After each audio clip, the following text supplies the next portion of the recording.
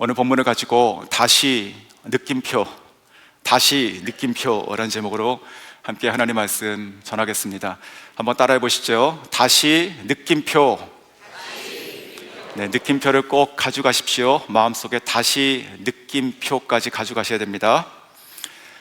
자, 바닥짐이란 것은 배가 전복되는 것을 막기 위해서 배 바닥에 채워넣는 돌이나 물건을 가리킵니다.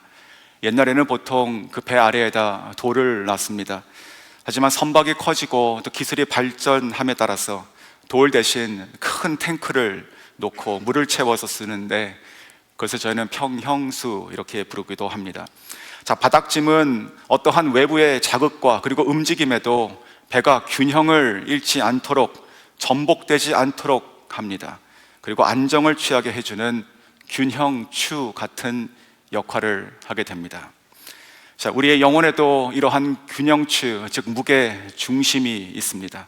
바로 하나님이시죠. 어떤 시련이나 어려움이 닥치더라도 우리의 영혼은 늘 하나님께서 닻을 내려드시는 것 같이, 어떤 외부의 폭풍우가 몰아친다 하더라도 늘 그 중심에 소망과 그리고 평안 가운데 요동하지 않을 수 있게 됩니다. 다윗은 자신을 죽이려 쫓아오는 사울을 피해서 십수년간 광야에서 도피 생활을 했습니다. 매일매일 목숨을 건 사투 가운데 자신의 영혼의 쉴 곳은, 피난처는 오직 하나님 한 분이시다고 고백하게 되었습니다. 자, 그 영혼의 중심에는 늘 여호와 하나님께서 계셨습니다. 시편 16편 8절 말씀에 내가 여호와를 항상 내 앞에 모심이여 그가 나의 오른쪽에 계심으로 내가 흔들리지 아니하리로다. 자, 드디어 사울은 죽었습니다. 그리고 다윗 자신이 지금 온 이스라엘의 통일 왕국의 왕이 되었습니다. 그는 먼저 그 수도를 그 나라의 중심이었던 예루살렘으로 옮겨서 다윗성이라 이름 짓게 됩니다. 그리고 나서 그가 왕으로서 가장 먼저 했던 것이 바로 오늘에 나온 그 사건, 즉 하나님의 언약궤를 다시 하나님께 가지고 오는 것, 즉 하나님의 임재를 다시 그 나라의 중심으로 가지고 오는 일이었습니다. 자, 광야에서 다윗은 이것을 사모했습니다. 늘 매일매일 이것을 꿈꿨다고 저는 확신합니다. 그렇기 때문에 그 영혼의 중심이신 그 다윗의 중심이었던 그 하나님을 이제 그가 왕이 되었을 때는 그 나라의 중심으로 다시 가져오게 되는 것이죠. 자, 오늘 이것을 통해서 다시 다윗이 3번 외쳤던 이 다시, 이것을 가지고 저희가 함께 다윗의 마음을 가져보길 수 있기를 원합니다. 자, 첫 번째 다시입니다. 다시 하나님을 마음의 중심으로, 다시 하나님을 마음의 중심으로. 자, 그렇다면 이 다윗이 지금 모셔오려고 했던 이 언약궤는 그 전에 어디 있던 것이었습니까? 도대체 어디 있었습니까? 바로 엘리 제사장 때 일입니다. 그때 이스라엘이 블레셋과 전쟁할 때 그때 빼앗겨 버렸어요. 우여곡절 끝에 이 언약궤는 다시 두 아문소의 수레에 실려서 이스라엘의 경내로 들어오긴 했습니다. 하지만 그 후에 이 하나님의 언약궤는 기럇 여아림이라고 하는 지방에 그 아비나답이라고 하는 사람의 집에 실려가서 그곳에서 20년을 머물게 됩니다. 이것이 끝이 아니었습니다. 이후에 사울이 왕이 됐죠. 사울은 40년 동안 통치했습니다. 사울이 통치했던 그 40년, 그리고 다윗이 헤브론에서 그 유다족 속의 왕이 됐던 7년 6개월, 도합 약 70년 이상을, 그 70년 이상이라는 그 세월을 이 하나님의 언약궤는 이스라엘 백성과 그 왕가에서 방치되어 있었습니다. 그것을 다윗이 찾아오게 되는 것이죠. 역대상 13절 3절입니다. 우리가 하나님의 궤를 우리에게로 옮겨오자. 사울 때는 우리가 궤 앞에서 묻지 아니하였느니라 하며. 자, 그렇다면 이 사울은 그 40년 동안 어떻게 해서 이 하나님의 언약궤를 생각하지도 않고 살았을까요? 어떻게 이 언약궤를 이 나라의 중심으로, 그 통치의 중심으로 삼지 않고 살았을까요? 바로 그 사울의 마음속, 그 마음의 중심에는 하나님께서 안 계셨기 때문에 그렇습니다. 마음 중심에 하나님을 모셔야 되는데, 이것은 나의 주인, 나의 왕으로 삼는 것인데, 그리고 그분의 통치 아래 사는 것인데, 사울은 그렇지 않았습니다. 사울은요, 자기 마음 중심에 자기가 있었어요. 하나님 얼굴 앞에 자기를 가져가는 것이 아니라 자기가 자기 생각을 하며 통치하는 왕이 되었던 것이죠. 그리고 하나님의 언약궤는 어딘가 있긴 하다라고 하는 그 사실, 즉 자기가 다스리고 있는 이 큰 이 왕, 이 왕조, 이 나라 어느 한 언저리에, 어느 구석에 아직도 있을 것이다, 이렇게 여기고 살았습니다.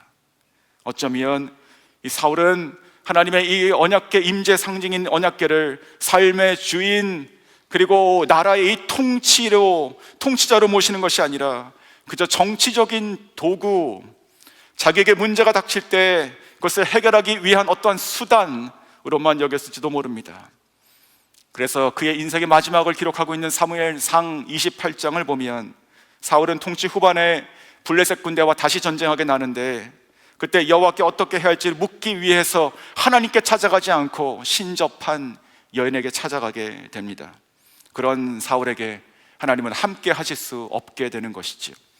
사무엘상 28장 6절입니다. 사울이 여호와께 묻자오되 여호와께서 꿈으로도 우림으로도 선지자로도 그에게 대답하지 아니하심으로. 자, 하나님께서는요 이미 사울을 버렸습니다. 대답하지도 않으세요. 사울은 이때 왜 하나님께 물으러 왔습니까? 왜 이제서야 하나님께 물으러 왔습니까? 그것도 신접한 여인을 통해서요. 하나님의 뜻이 정말로 궁금했을까요? 그리고 하나님께서 무엇을 말씀하시면 진짜 자기가 순종하고 싶은 마음으로 왔을까요? 저는 아니라고 믿습니다. 마치 점쟁이에게 찾아가서 내가 지금 좌로 가야 됩니까? 아니면 우로 가야 됩니까? 라고 물어보는 것처럼 그렇게 살 길을 찾아온 것이죠. 내가 내 뜻대로 가보려고 하는데 두렵고 불안한 것이에요. 그래서 그 마음을 달래려고 누군가에게 묻고 의지하기 위해서 온 것이 그저 신접한 여인, 그러나 그의 입술에는 하나님, 즉 하나님은 사울에게 있어서는 그저 도구였습니다. 사무엘상 15장 22절에 이렇게 말씀하십니다. 사무엘이 이르되 여호와께서 번제와 다른 제사를 그의 목소리를 청종하는 것을 좋아하신 같이 좋아하시겠나이까. 그의 목소리를 청종하시는 것, 자, 순종이 제사보다 낫고 듣는 것이 수양의 기름보다 나으니. 23절, 왕이 여호와의 말씀을 버렸으므로 여호와께서도 왕을 버려 왕이 되지 못하게 하셨나이다. 아니, 자, 우리 모두도 이런 기억이 있을 것입니다. 창고에 어느 날 들어가서 보니까 박스가 있어요. 정리하다가 열어보니까 그 안에 옛날 사진이 있습니다. 혹은 비밀일기, 아니면 소중히 여겼던 어떤 물건들이 있어요. 시간이 많이 지난 것들. 그것을 발견하고 우리가 추억에 잠기게 됩니다. 마치 집안에 있는 그 보물을 찾은 것처럼 한참을 들여다보게 돼요. 행복하죠. 그리고 어떡합니까? 다시 그 박스에 넣고 창고에 두고 나오지 않습니까? 그러나 하나님의 언약궤는, 우리가 하나님을 모신다는 것은 그렇게 어느 구석에 그저 두는 것이 아닙니다. 가끔 생각날 때 꺼내보고 즐거워하고 하는 한낱 추억놀이가 되어서는 안 되는 것이지요. 또한 하나님을 잊고 내 뜻대로 내가 원하는 대로 한참을 살아가다가 사울처럼 어려움이 닥쳐오거나 내가 어떻게 할지 모르는 그 선택의 그 순간에만 내가 꺼내서 묻는 그런 요술램퍼 같은 것도 아닙니다. 하나님을 마음의 중심에 모신다는 것은요, 그분은 내 삶의 왕좌에 앉게 하는 거예요. 그리고 내 모든 결정권을 그 발 아래에 엎드려서 듣고 순종하는 것입니다. 하나님을 내 삶의 주인으로 모신다는 것은 정말로 하나님이 나의 삶의 왕이 되시는 것입니다. 자, 이렇게 오랜 시간 지금 방치되어 있던 하나님의 언약궤, 이것을 누가 지금 찾겠다고 얘기하고 있습니까? 바로 오늘의 주인공 다윗 왕입니다.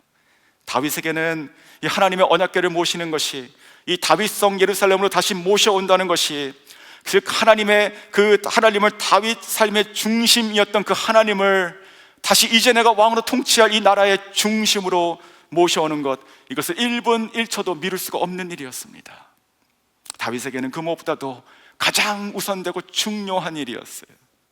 하나님은 우리의 모든 것을 받기에 합당하신 만유의 주제이심을 너무 잘 알았기 때문에 하나님의 그 원래의 자리에, 하나님 백성 그 가운데 그 원래의 자리, 즉 우리 마음의 중심으로 가지고 와야겠다라고 했던 것이죠. 다윗은 이 일을 미루지 않았습니다. 사랑하는 성도 여러분, 지금 하나님 우리 마음속 어디 계십니까? 우리의 삶 속에 계십니까? 예수님 어디 계십니까? 언젠가부터, 아니 오랜 시간 동안 마음의 한 구석에 뒷방 손님처럼 계시고 있지는 않습니까? 하나님을 방치하고 계시지는 않습니까? 자, 이제는 우리 삶의 구세주여 주인이신 예수님, 그 하나님을 우리의 자리에, 원래의 자리에 다시 모셔와야 됩니다. 그것은 바로 지금 우리가 해야 되는 것이죠. 다윗은 그렇지라고 하고 나중에 하지 않았어요.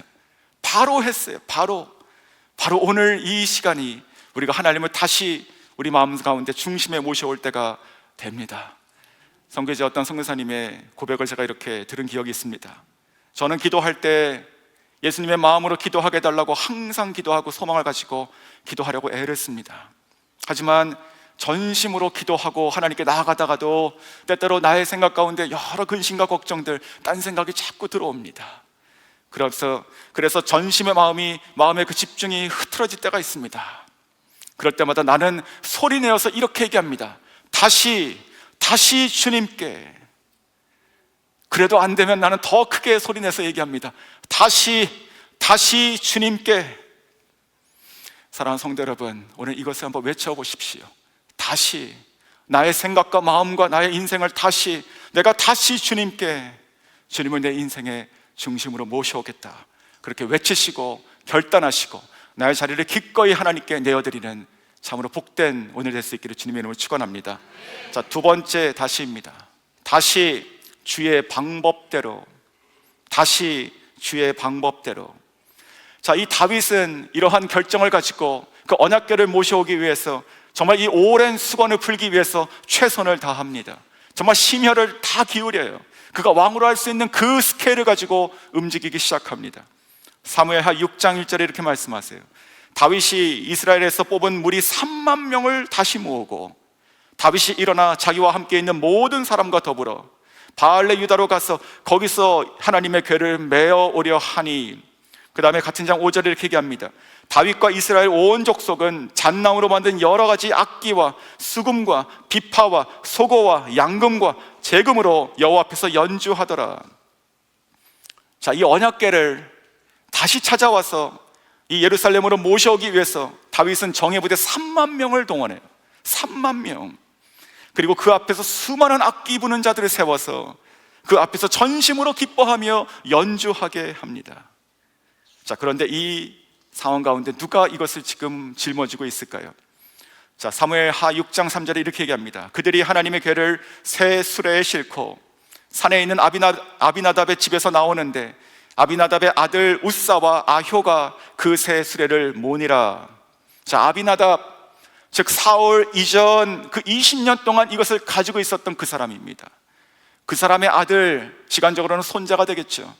이었던 그 우사와 그리고 아효, 이 두 사람이 언약의 앞뒤를 따라가는 것이죠. 아효가 앞에 있었고 그리고 우사가 뒤에 있었습니다. 그런데 낙원의 타작마장을 지날 때 갑자기 소들이 날뛰기 시작해요. 그래서 뒤에 있던 우사가 그 순간 손을 확 뻗어서 여호와의 궤를 붙들게 됩니다. 꽉 잡아요. 그리고 거기서 죽게 돼요. 같은 장 7절에 이렇게 말씀하십니다. 여호와 하나님이 우사의 잘못함으로 말미암아 진노하사 그를 그곳에서 치시니 그가 거기 하나님의 궤 곁에서 죽으니라. 자, 우사는요, 어쩌면 그저 하나님의 궤가 떨어지는 것을 막고 싶었을 뿐이었을 것입니다. 궤가 떨어지자 하자 생각할 겨를도 없이 그냥 본능적으로 손을 뻗어가지고 꽉 잡았을 수도 있어요. 그런데 죽었습니다. 자, 이때 다윗의 심정이 어땠을까요? 다윗의 심정, 광야에서부터 갈망해 오던 그것이었습니다. 하나님의 궤, 여호와를 다시 중심으로 모셔야 된다. 사울을 피해 도망다니고 있지만 이 사울 안에 없던 그 한 가지를 그는 열망하고 있었을 것이에요. 하나님의 궤. 그런데 지금 그 상태에서 전혀 예상하지 못했던 참사가 일어난 것이에요. 그래서 같은 장 8절에 이렇게 얘기하죠. 여호와께서 우사를 치심으로 다윗이 분하여 그곳을 베레스 우사라 부르니 그 이름이 오늘까지 이르니라. 자, 우사의 죽음으로 말미암아 이 순식간에 이 축제 분위기는 갑자기 차갑게 식어버렸습니다. 두려움과 공포가 그들을 사로잡았어요. 다윗은 이 언약궤를 하나님의 성으로 모셔오는 것을 중단하게 됩니다. 그리고 가드 사람이었던 오벳 에돔의 집으로 가져다 두게 됩니다. 자, 성경은 다윗이 이 상황에서 분하게 여겼다고 이렇게 기록하고 있죠. 다윗도 아마도 이 상황을 지금 이해할 수 없었을 것입니다. 내 정성이 부족한 것인가? 내 노력이 부족했던 것인가? 분명 나의 마음은 진심이었고 나는 정말 최선을 다해서 하나님의 궤를 가져오고 싶었는데 어디서 잘못된 것인가?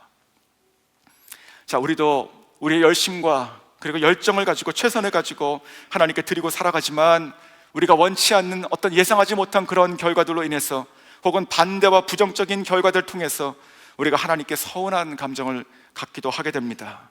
또 분노하고 원망하기도 하죠. 나아가서 등을 돌리고 하나님을 떠나는 경우까지도 있게 됩니다. 하나님께서 어떻게 나한테 이렇게 하실 수 있는가? 자, 그런데 똑같은 마음이었을 것 같은 이 다윗은 어떻게 했습니까? 다윗은요, 그 마음 중심에 하나님을 둔 자였습니다. 하나님을 사랑하고 살아가는 것을 단 하나의 이유로 삼고 지금까지 살아왔던 자였어요. 다윗은 지금 자기 눈앞에 벌어졌던 이 이해되지 않는 이 상황, 하나님에 대한 이 많은 수없는 질문들이 폭풍우같이 일어남에도 불구하고 하나님의 말씀으로 돌아가기를 작정하게 됩니다. 그리고 하나님의 기준으로 다시 돌아가서 자기가 어디서 잘못됐는지를 되짚어보게 됩니다. 자기를 문제로 삼는 것이고 하나님과 하나님의 말씀을 해답으로 찾기 시작하게 되는 것이죠. 그리고 찾게 돼요. 그것이 바로 역대상 15장 2절 말씀이에요. 다윗이 이르되 레위 사람 외에는 하나님의 궤를 맬 수 없나니 여호와께서 그들을 택하사 여호와의 궤를 메고 영원히 그를 섬기게 하셨음이라. 자, 율법을 찾은 것이죠. 같은 장 13절에 이렇게 얘기합니다. 전에는 너희가 매지 아니하였으므로 우리 하나님 여호와께서 우리를 찢으셨으니 이는 우리가 규례대로 그에게 구하지 아니하였습니다. 우리의 잘못이다. 자, 다윗은 하나님의 말씀에 자신을 빗대어서 무엇이 잘못이었는가를 지금 찾게 된 것입니다. 그리고 그에 맞춰서 자기의 생각과 그리고 방식을 다시 바꾸게 돼요. 그리고 지체하지 아니하고 다시 말씀대로 그 언약궤를 가져올 계획을 세우게 됩니다. 같은 장 3절에 이렇게 얘기하죠.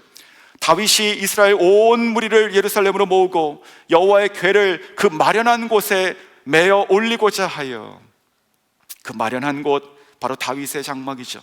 자, 이곳으로 다시 가져오자. 그리고 같은 장 15절에 이렇게 얘기합니다. 모세가 여호와의 말씀을 따라 명령한 대로 레위 자손이 채에 여호와의 궤를 꿰어 어깨에 매니라. 자, 수레가 아니라 이제 말씀대로 어깨에 매게 되는 것이지요.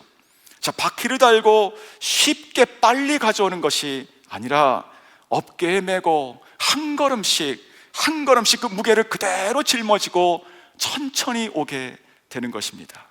자, 때로 우리는 하나님과 관계에 있어서 우리의 지성이 하늘을 감동시키면 하나님께 우리가 원하는 것을 받아주시거나 아니면 하나님께 우리의 뜻을 관철시키기를 우리가 원하는 마음들이 있습니다.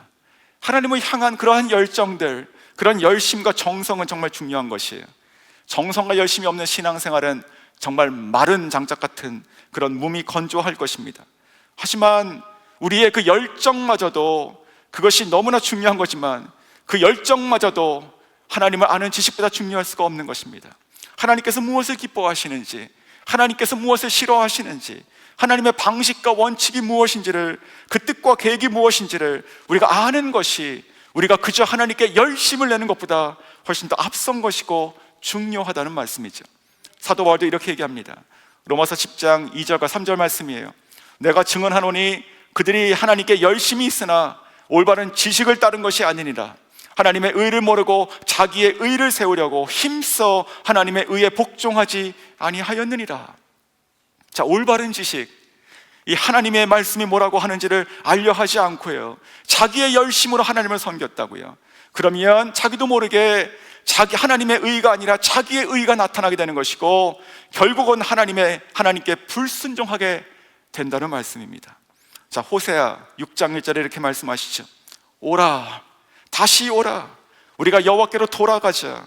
여호와께서 우리를 찢으셨으나 도로 낮게 하실 것이요 우리를 치셨으나 싸매어 주실 것이라. 또 3절에 이렇게 말씀하시죠. 그러므로 우리가 여호와를 알자. 힘써 여호와를 알자. 그의 나타나심은 새벽빛같이 어김없나니 비와 같이, 땅을 적시는 늦은 비와 같이 우리에게 임하시리라 하시나. 상상만 해도 참으로 황홀한 말씀이죠. 하나님을 알기를, 여호와를 알기를, 힘써 알기를 원하는 그 자에게 하나님의 말씀이 하늘에서 비와 같이 임하시리라. 하늘에 있는 그 은혜의 그 저수지의 문이 활짝 열리는 것이죠. 자, 말씀이 우리들의 정답 앤서 키가 되는 것이에요. 우리 모두가 말씀 앞에 우리의 눈과 그리고 귀와 우리의 마음과 생각을 다 가져다 놓고 풀릴 때까지 그 앞에 머물러야 됩니다. 다시 말씀대로 우리가 행했던 이 다윗처럼 정말 문제와 실패를 말씀으로 풀었던 이 다윗, 바로 진정한 문제의 해결 영성은 말씀이었다는 것을 저희가 꼭 기억하시고, 그와 같이 우리가 그 말씀의 능력을 소유하고 또 그러한 자리를 사모하고 훈련하고 또 발휘할 수 있는 저 여러분 될 수 있기를 주의 이름으로 축원합니다. 자, 세 번째 다시입니다. 세 번째 다시 여호와 앞에서, 다시 여호와 앞에서.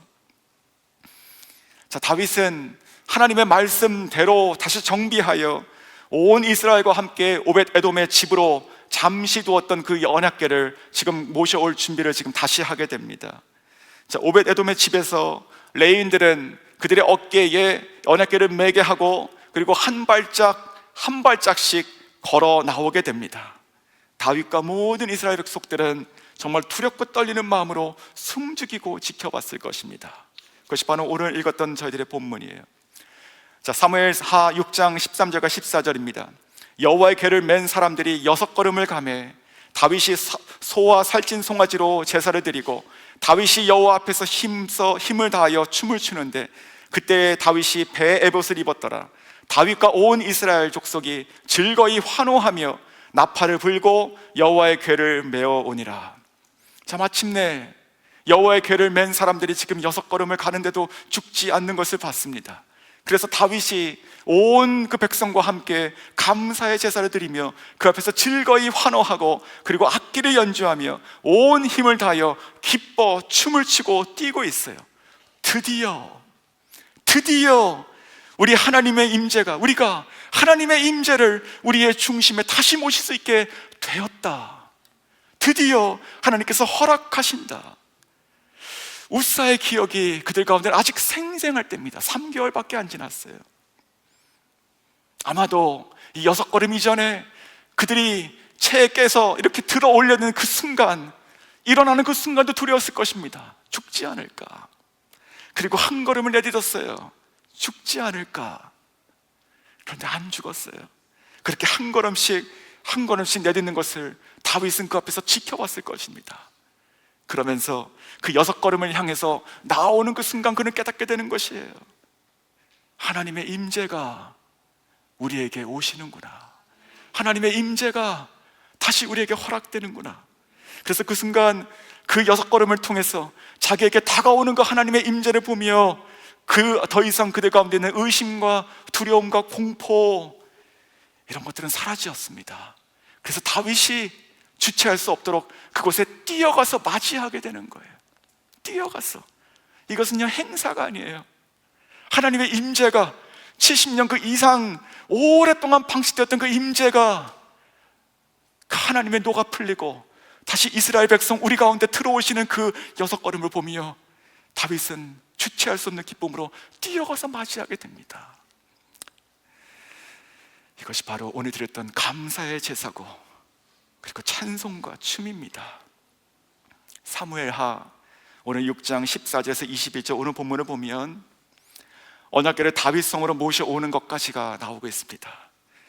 근데 이 가운데 반복된 중요한 말이 있어요. 그것은 바로 여호와 앞에서란 말입니다. 4번이나 나와요. 4번이나. 다윗은 여호와 앞에서 지금 무엇을 하고 있습니까? 힘을 다하여 춤을 추고 있고 뛰놀며 춤을 추고 있어요. 자, 오벳 에돔의 집에서부터 이 예루살렘까지는요 대략 한 15km 정도, 한 10마일 정도가 됩니다. 한번 생각해 보십시오. 지금처럼 우리가 트럭을 가져가서 옮겨오는 것이 아니에요.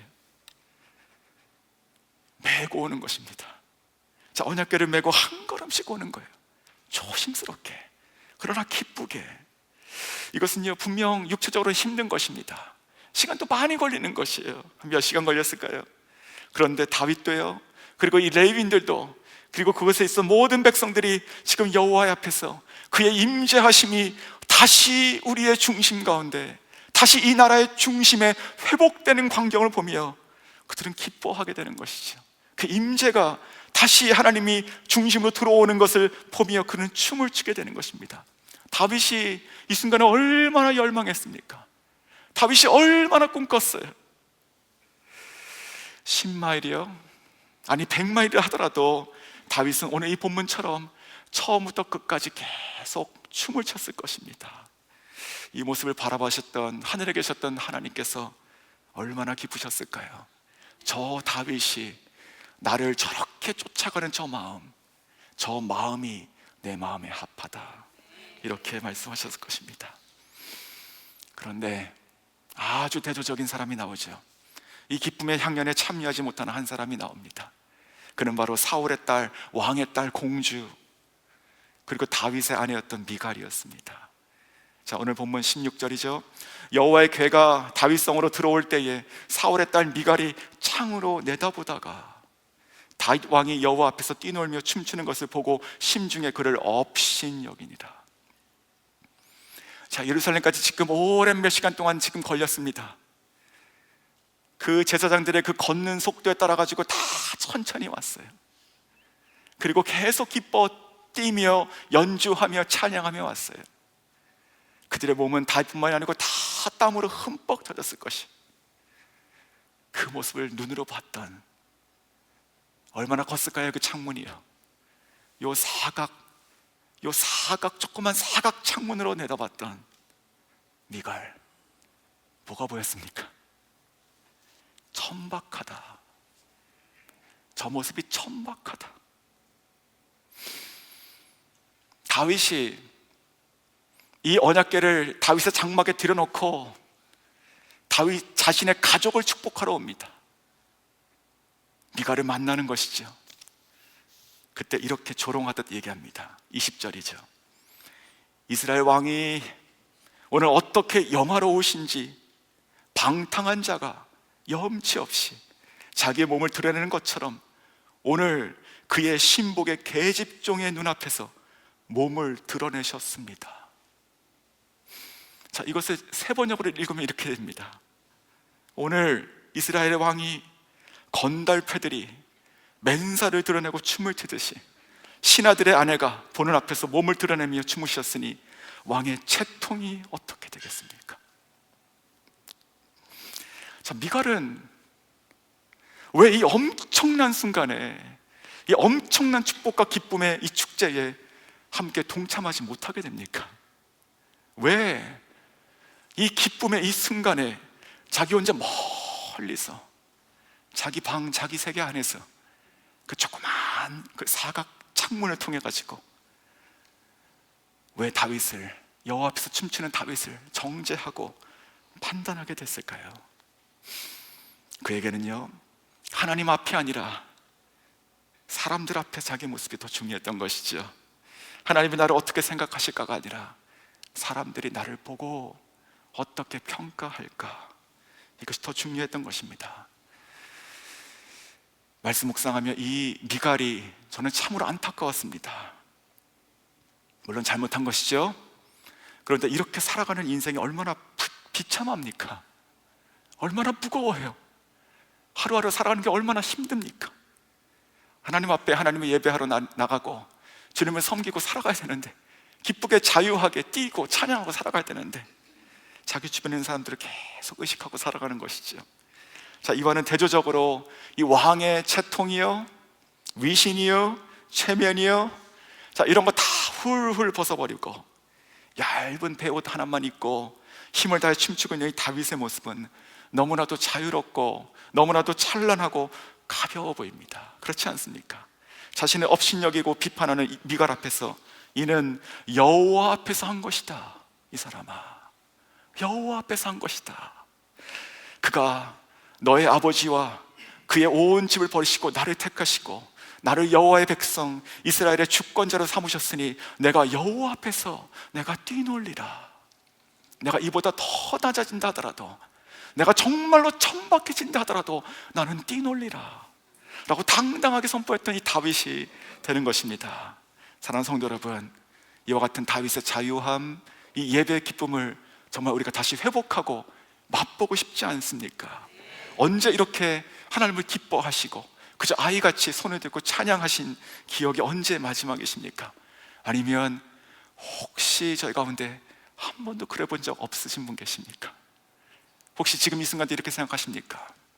나는 내가 한국에서부터 보수적인 장로교단에 있었기 때문에, 이것은 내 기질이 안 맞는 것이기 때문에, 혹은 어쨌든 이것은 거룩하진 않아 보이니까, 이렇게 생각하시는 분 혹 계십니까?